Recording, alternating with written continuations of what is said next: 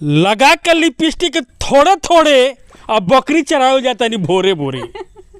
नीलम कुशवाहा ने ठाना है और बकरी चरा के सिंगर बन जाना है।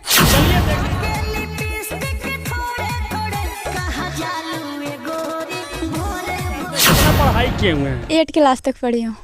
तो 8 कइले बानी तो बकरी से भेंट भइल? नहीं ऐसा कोई बात आ 9 पढ़ती तो कौआ से भेंट हुई।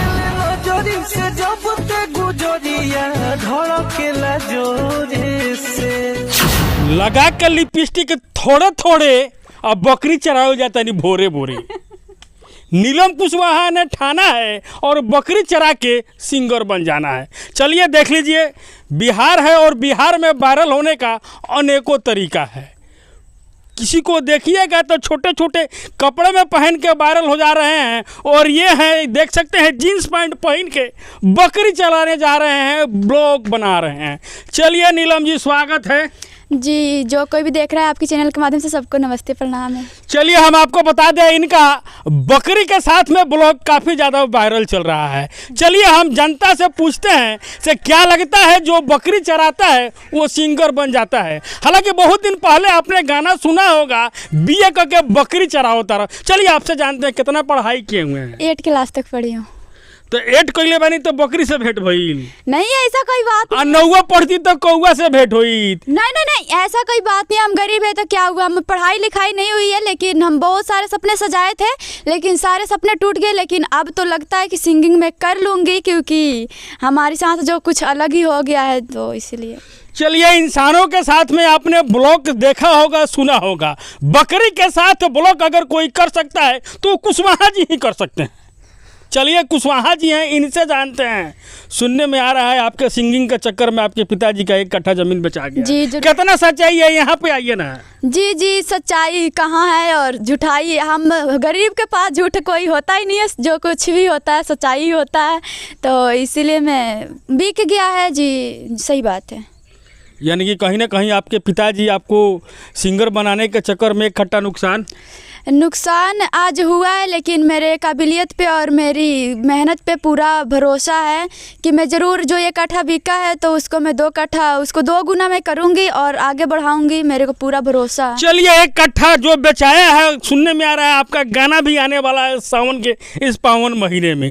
चलिए, 1 कट्ठा वाला गाना सुन लीजिए। 1 कट्ठा बेचाया है तो इस सावन के पावन महीने में 1 कट्ठा रुपया बेच के गाना सीखिए, थोड़ा सा गुनगुनाइए जी। हर सावन में जलवा ढारी ले बाबा, अब दुनिया पर हमरा भरोसा न बा। हर सावन में जलवा ढारी ले बाबा, अब दुनिया पर हमरा भरोसा न बा। दिलवा के बतिया कहत बानी, दिलवा के बतिया कहत बानी, सुनिए बाबा रउआ से, प्यारे हमारे कबो कम न होखे, जैसे बरउआ या गौरा से। चलिए, बाबा पे ही इनको भरोसा है, क्योंकि इंसान ने 1 कट्ठा जमीन ले लिया है। लेकिन नीलम जी, आपसे एक चीज़ और जानेंगे, यह सिंगिंग का आपका ललक कब से आया? जी 1-1.5 साल पहले से, 1.5 साल पहले जो सपना आया, और मतलब सपना सजाते सजाते, किसी से पूछते, किसी के मतलब दिल में भरोसा जगाते जगाते 6 महीना तो बीत गया, और साल भर से मैं मेहनत कर रही हूँ और लगातार मेहनत कर रही हूँ, और शायद तुम्हें लगता है कि ऐसे ही मेहनत करती रहूँ तो मैं ज़रूर आगे बढ़ूँगी और बहुत ही अच्छा मुकाम हासिल। नहीं लगता है ये सब गीत गाइएगा वायरल नहीं हो पाइएगा? आजकल लोग अधिकांश वही सुन रहे हैं, हमरा हऊ चाहिए, नहीं चाहिए कुछ और, हमरा हऊ चाहिए। हालांकि हमरा हऊ चाहिए का अर्थ बहुत कुछ होता है, हम वहाँ तक नहीं जाएंगे। लेकिन जो आपका एक गाना बकरी के साथ में वायरल हो रहा है, जो आप ब्लॉग के साथ में बनाई हुई है, से फलानवा के सपना में आती, थोड़ा सा गुनगुनाते हैं। जी ज़रूर। अक्षरा सिंह का गाना था, वो हीरोइन थी, आज सिंगर बन गई है, सिंगर हैं आज, तो वो मेरे को बहुत ही अच्छा लगती हैं, तो मैं उनका गाना सुनाना चाहूँगी। रतिया के नींद चैन सारा लेके जाता है, रतिया के नींद चैन सारा लेके जाता है, फलानवा के बेटा सपनावा में आता है। चलिए, आप कमेंट करके बताइएगा, बकरी चराने वाले की क्या किसी अमीर लड़का का सपना आता है? बकरी चराती है, ब्लॉग बनाती है, और सपना ऐसा सजाई हुई है, ऐसे हम क्या बताएं। देख सकते हैं 1 कट्ठा इनके सिंगिंग के चलते इनके परिवार वाले का ज़मीन बेचा गया है। पिताजी क्या कार्य करते हैं? पिताजी लेबर की काम करते हैं।